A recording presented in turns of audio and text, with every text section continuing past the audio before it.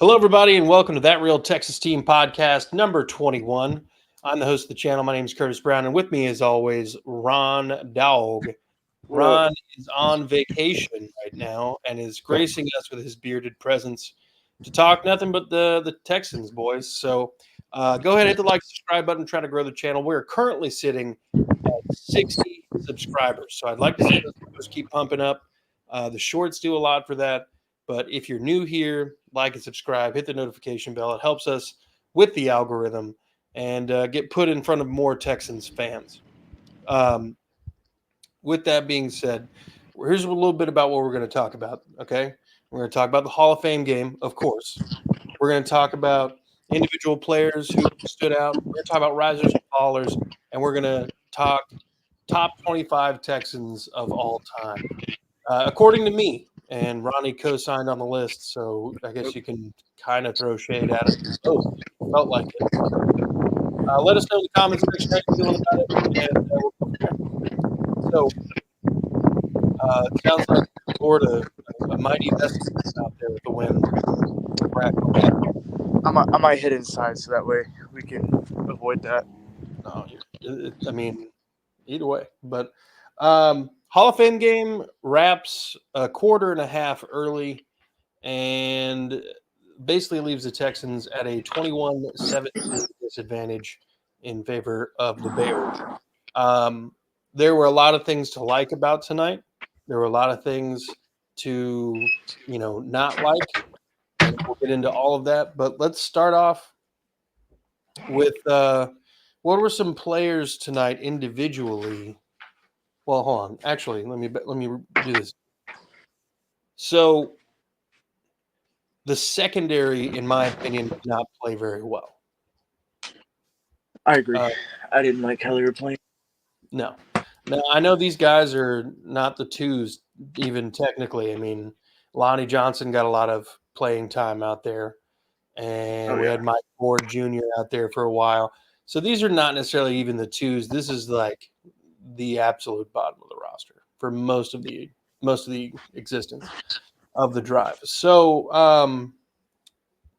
the only real bright spot in the entirety of the secondary was number 41, Kalen Bullock, third-round pick from this year's draft. Mm-hmm. That young man was seemingly the only player at times who knew what he was doing, and wasn't horribly mismatched based on size. I know Mike Ford got exposed a lot last night because of Colin Johnson being 6'6", and Mike Ford's like 5'9". So, you're going to have disadvantages like that. It's the NFL, but regardless, you don't want to see those kind of things happening. But Kalen Bullock was able to, I believe, force a fumble, and then somebody else recovered it. He thought it was the Texans, and it was not. I'm pretty sure actually there was at one point an interception and then a fumble that the Texans lost, and then so that was it was a completed pass. He got hit. He fumbled the ball. We fell on it, and then somehow it got popped out. Went back another like 6 or 7 yards, and the Bears recovered it. That's what happened with that. Classic.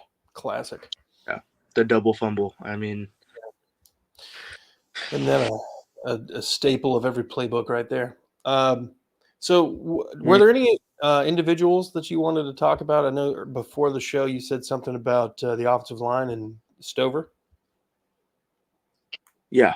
So I just want to say I know, we're trying to figure out, who's going to be our definite starters, but I liked where our O-line was last night. I know we didn't play Laramie Tunzel and Titus Howard, the big starters, but I like how they looked up front overall. They played very well. They seemed like they, had their shit together. So I just want to give props to that. I'm looking forward to seeing, how the starters play, from the next preseason game. Yeah. And then just shift one position to the, right or left, depending on what side he's on. Let's talk about Cade Stover. He played pretty well, in my opinion. Yeah, everything. I mean, I think he only had like 5 targets, but he did. It's not like he didn't drop anything. I think every ball that went his way he caught. So I like seeing that. I'm looking forward to seeing that more in the season. Assuming that he makes the final roster. And then having that connection with CJ, we'll see how that plays out as well. Well, I think, and I haven't heard anything yet about it, but Tegan Quatoriano, who scored the first touchdown of the game, later the next offensive drive did get hurt and did not return. Hmm. Um, so at the moment, the tight end room, which is also minus Dalton Keene because he's hurt, he's missed a couple weeks of practice already. Um, you're not going to play Dalton Schultz and you're not going to play Brevin Jordan. Kate Yeah, Stover's tight end number 3 right now. TQ and Dalton Keene are both hurt. So I imagine they're going to bring somebody else in to kind of get rotational reps for throughout the preseason.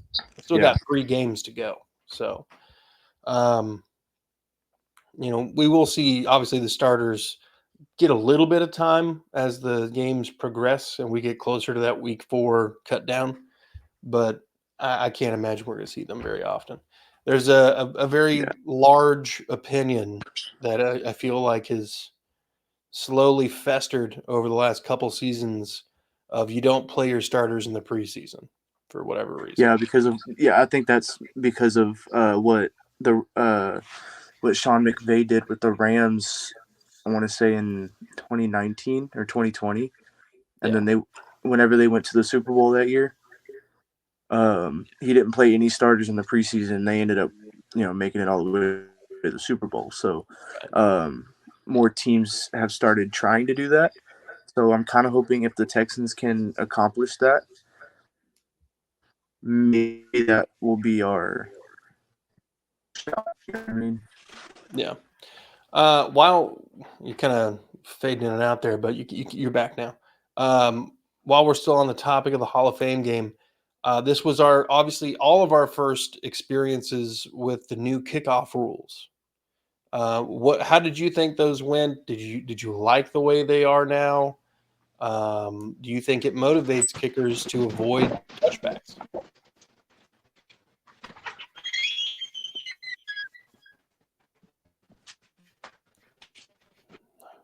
Okay, I think he's a touch frozen. I don't know if you can hear me at all. Nope. Okay. I, for one, did not hate the kickoffs. I think if the net goal here is to see more returns and it's not just like let's kick the ball to the back of the end zone and be done with it here. I think that's a good thing for the game. Did you hear my question? I did not. Okay. With this being the first experience of us all seeing the kickoff rules, how did you think that all went? Do you like the new kickoff rules? It has its pros and cons, obviously. I would say I like it mainly because it can improve kick returns, Yeah. which can also it can make it a more defensive game. Like, let's say you have a team that's just doing back to back, kick returns on both sides. I mean, you're just gonna see nothing but the defense. Yeah. They're, I like think you're they're covering the microphone or something. oh, sorry. No, you're fine. um, I heard you, but it was a little muffled. it increases the chances for higher scoring games, which is obviously what the NFL is striving for. Yeah. But at the same time, it could also what's the word I'm looking for? Like shoot down the offense, I guess, because I don't know. I don't know. Okay. Um, so I I like the idea of it incentivizing not kicking the ball through the end zone. I think that's going to lead to a lot more opportunities for kick returners. I think we're going to see a lot more opportunities. Um, I think a lot more opportunities are going to be given to special teams coordinators at this point to try and find a way to turn those. And they're honestly like a little tricky situation now. You got to figure out a way of getting, um, you know, 22, 21 guys out of your way in a span of about 20 yards, rather than Yeah. having the full field to kind of cover everything. It's going to be interesting, but I think actually in the long run, the goal is to get more kickoffs. Yeah. With the more kickoffs returned total and less through the end zone. So I think that's the goal. I think we're going to see more of a premium put on special teams, and I think Frank Ross is going to earn his weight in gold this year. Oh yeah, Um, for sure. yeah. Are you aware of the new onside kick rule? I am. I just heard about it. I want to say 2 or 3 days ago, Okay. and I hate it. Absolutely hate it. I also hate it.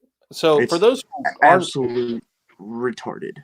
yeah, for those who are not aware, the onside kick rule is now that it can only be done by a team trailing. It can only be done in the I think the fourth quarter, The fourth and quarter, yeah. you have to notify the other And team that you're going it to do an has to onside be kick. announced. Do what? So stupid. It's so stupid. Yeah. On top of that, you also you can't move. Nobody can move before the ball is Yeah. kicked. So they're really I get that Which they're is trying to make this safe, usually but the thing, anyways.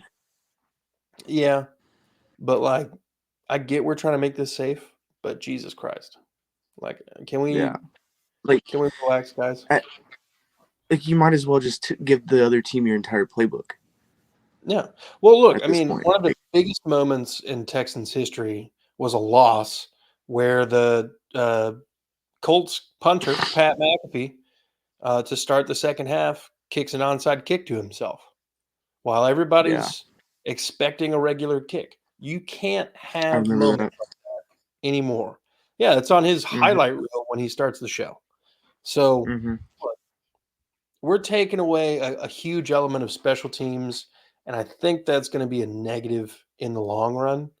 Yeah. We shall see. But at the same time, it's all experimental. They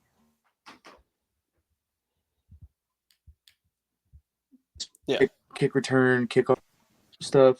It's all experimental. It's not permanent. They're going to see how it works out this season, and then figure out if they want to keep it or not. yeah, I know, and And I'm hoping it's the same way with the onside kick.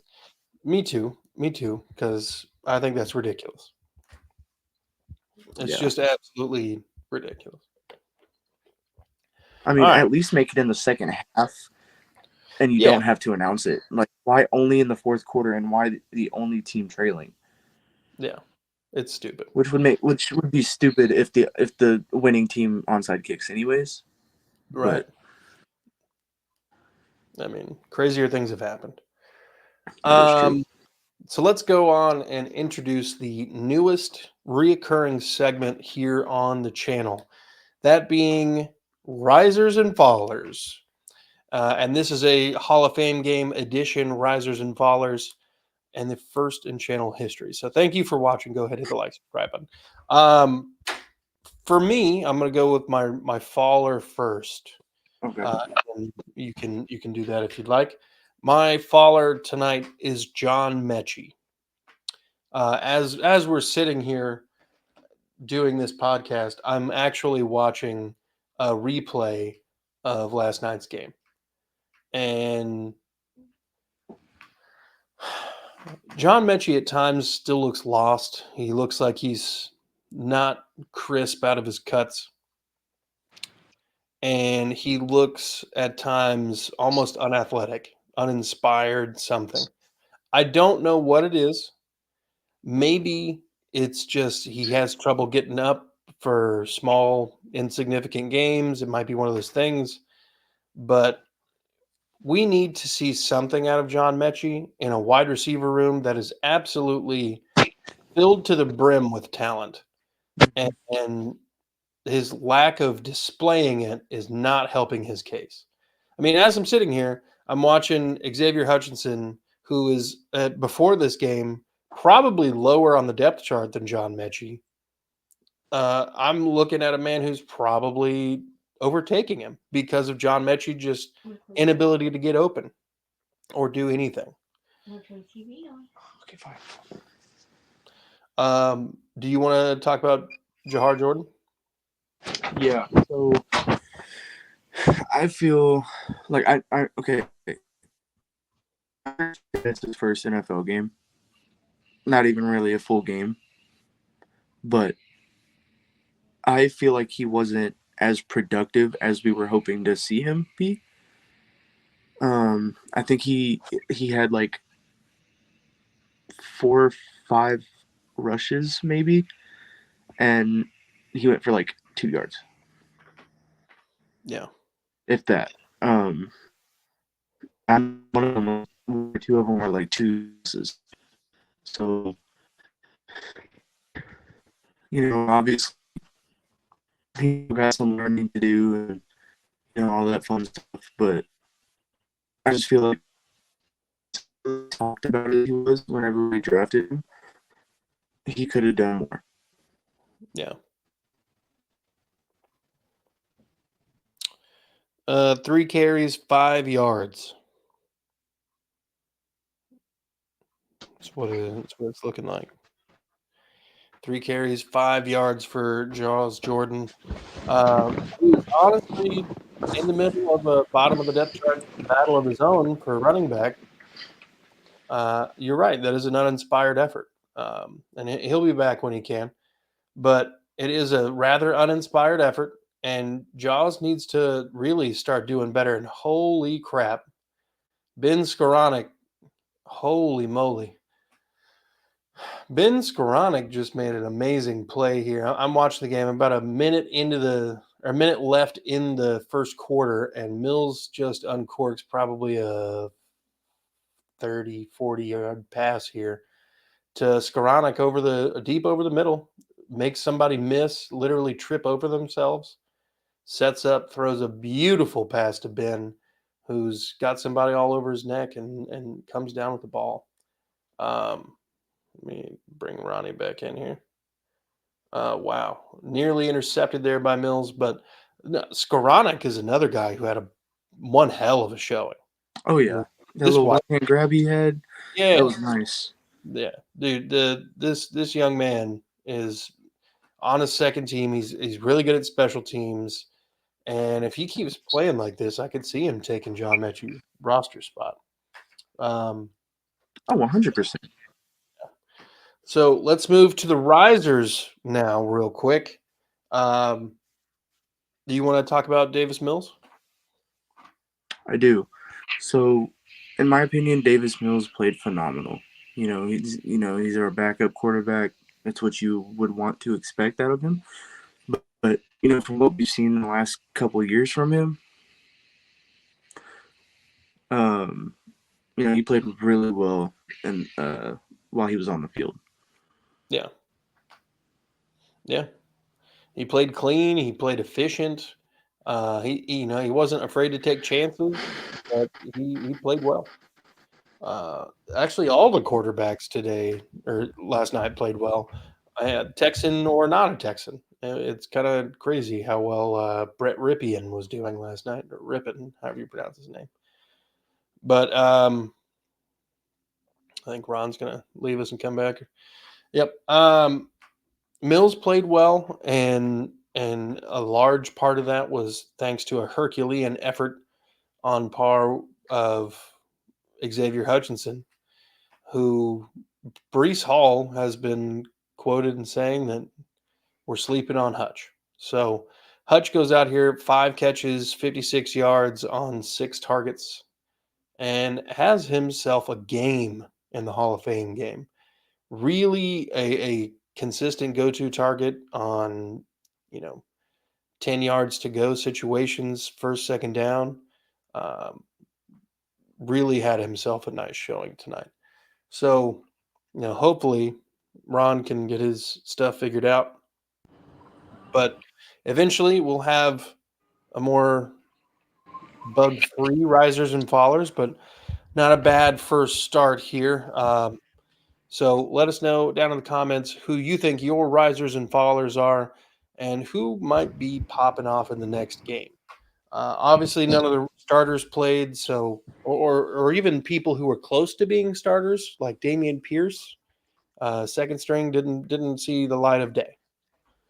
Which is fine with me because he's one of our bigger backups. So you wouldn't want him getting hurt.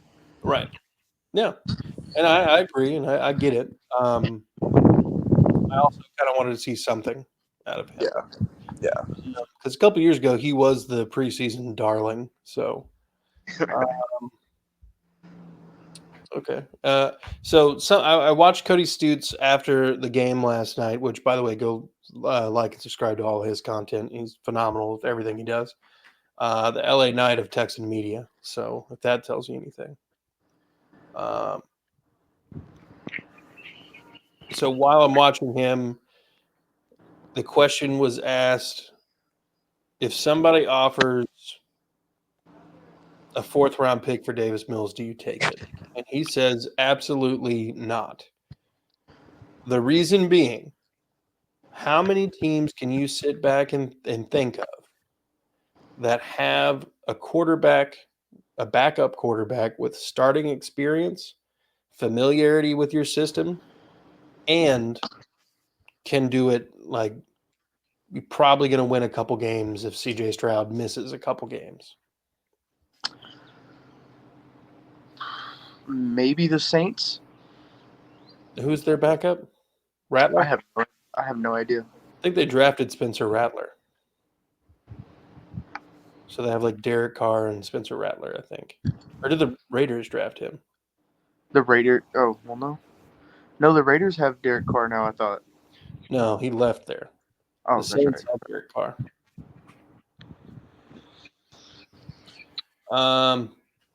Let's pull it up. Other than that, I don't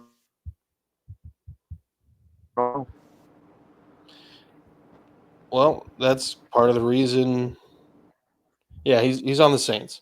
That's part of the reason that Cody Stutes was saying that we got to hold on to the neck, old boy Money Mills, because in the event something happens, yeah, Case Keenum definitely started over him those last year for the 2 games, but you've got to imagine that Mills is capable, just as capable of pulling together some games as Case Keenum is at this juncture. And if he's not, then we'll probably be moving on from him. But it's weird that he was the backup all season, and then Case Keenum starts over him the moment CJ Stroud gets hurt. Yeah, I didn't really like that. Me either. I hated that for Davis. He did some good things. Yeah, he did some okay things, but I just feel like that Titans game should not have been that close. And I feel like if Davis Mills was in, he would have done better. it's possible. I mean, it's not like Keenum was given a lot of time by the offensive line, but that is true. But also, Davis Mills is more mobile than Case Keenum is. Yeah, especially at this point. Yeah, like he broke some ankle. I don't remember. Did you see that? No. Oh, he dropped that for a pass. Game? Yeah. Yeah, that was like one of the first drives or whatever. He literally jukes the mess out of somebody. Yeah. Just fall to their face. It was hilarious. Money Mills got the moves. Yeah, he's got some movement to him. So with that being said, what else do you have to say about the Hall of Fame game before we get to the top 25?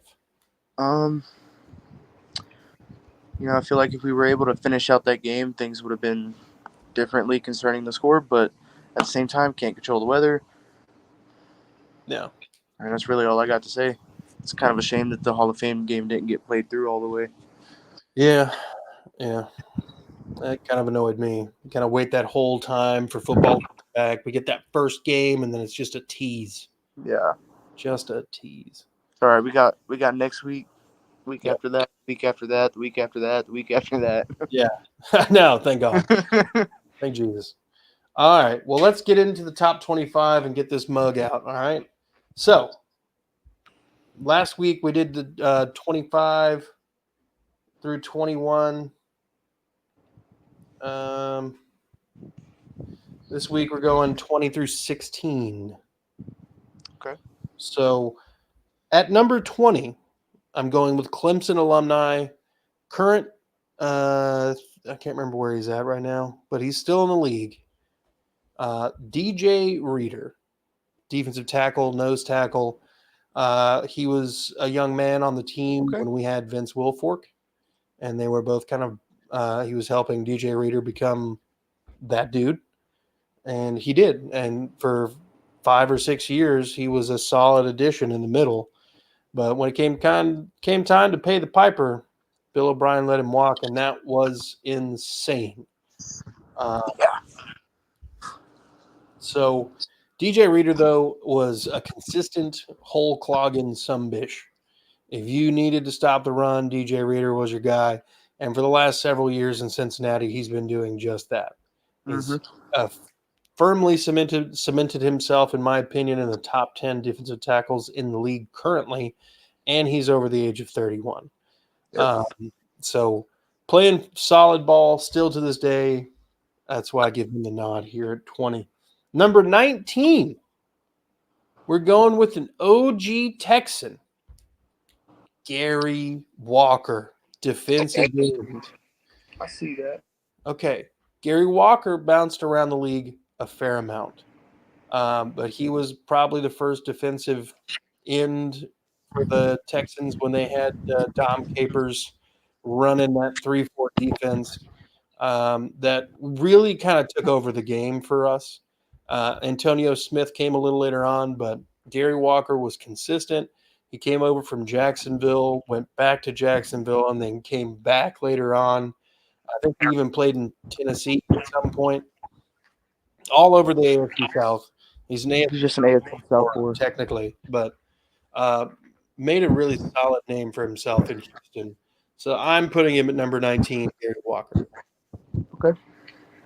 Do you have anything about either one of those two guys before I continue? No. Okay. You're hitting the nail on the head right now. Okay. Number 18, we're going to go tight end. Inarguably the best tight end in Texans history, Owen Daniels. OD. The man was the definition of a Wisconsin tight end. Just a big-bodied white dude who liked to block, and then we could throw him the ball and he'd catch that shit. And he was consistent. It didn't matter who was throwing the ball. The man was always ready to go up and make the catch. And had it not been for injuries derailing his last couple of years in Houston, I think he might have stayed and retired a Texan. He did spend his last several years in Denver, winning a ring with Peyton Manning, if I'm not mistaken. Which he deserved. He definitely deserved it. Definitely deserved that. Absolutely. Number 17, a Vanderbilt alumni, corner turned safety, cancer survivor, Andre Howe. Andre Howe, in his first couple seasons, was kind of a rotational defensive back, was kind of homeless in a sense, as far as didn't really fit into any one position. Played a little bit of nickel, played a little bit of safety, and a little bit outside. Well, injuries and then, as I mentioned, cancer slowed his career down, and then he returns later in his late 20s and has a stellar final 3 years of his career after beating cancer. Retiring at 29 years old. I think there was still some left in the tank, but maybe, his situation took a little bit more out of him than we're thinking of. And maybe he's got a different perspective about where he wants to go with his life. So, do your thing, buddy. Do your thing. And then 16, another OG Texan makes the top 25. Spent 3 years with us by the time he joined us in 2002. He was already a well-established middle linebacker. His brother is one of the most famous safeties in league history. Is this going where I think it's going? Is it? Is it? Where do you think it's going? I'm thinking Ed Reed. No. Ed Reed was terrible for us. Yeah. Now that I think about it, yeah. Yeah. And this guy played middle linebacker. So, if I'm not mistaken, he played for the Packers and the Seahawks. Jamie Sharper, his brother Darren Sharper, one of the hardest hitting safeties in the league, if you remember that YouTube video. Without a doubt, a fucking dog. He led us in tackles all 3 years he was here. He led whatever team he was playing for before, which I believe was Green Bay. Led them in tackles. He was consistent, and without a doubt, a force as a middle linebacker for this Texans team in the early goings. And that brings us to the end of our top 25 presentation today. Next week, we'll get 15 through 11.